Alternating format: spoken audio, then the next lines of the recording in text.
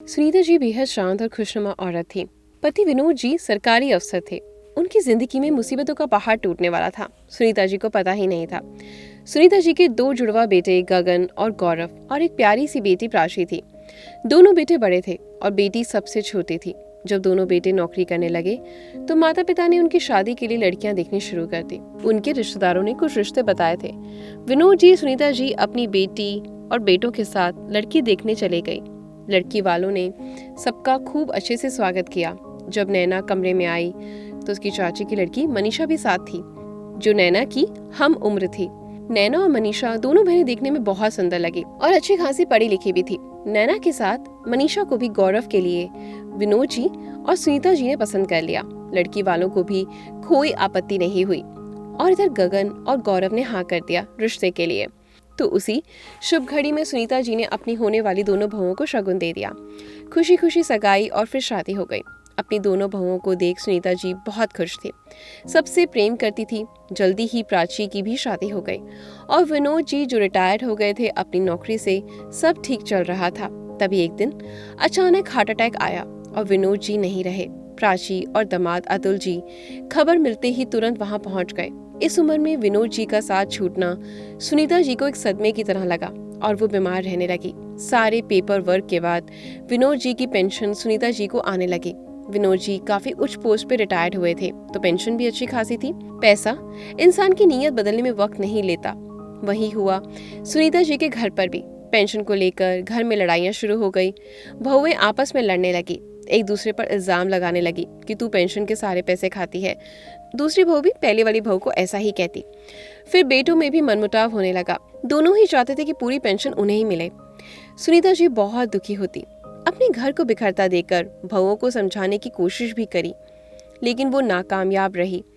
अब उन्हें समझाने का कोई मतलब नहीं था, क्योंकि वो अपनी बेटी प्राची को दिल की बात कहकर ही अपना मन हल्का कर लेती।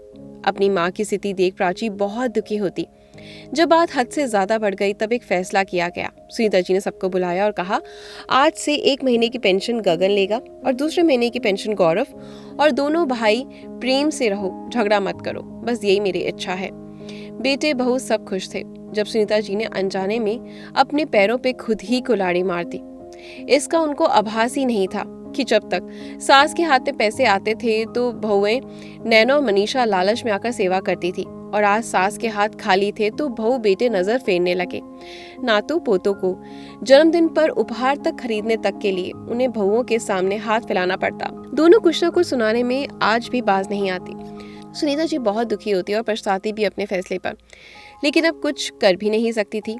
आज एक एक पैसे के लिए मोहताज हो गई थी।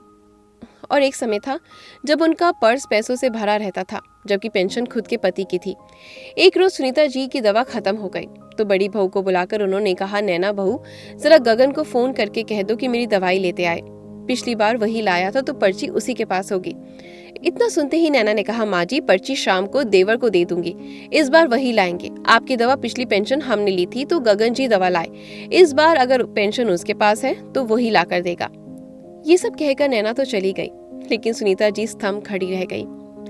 मेरी ही पति की कमाई से मेरी दवा लाने में भी इन्होंने बंटवारा कर दिया कि अपनी माँ के लिए अपनी कमाई से दवा भी नहीं ला सकते। कितने स्वार्थी हो गए हैं ये लोग। मेरे खुद के बच्चे, मेरी पेंशन पे सबको हक चाहिए, सबको मेरे पति की कमाई लेनी है, लेकिन मेरी परेशानियां से किसी को कोई मतलब नहीं।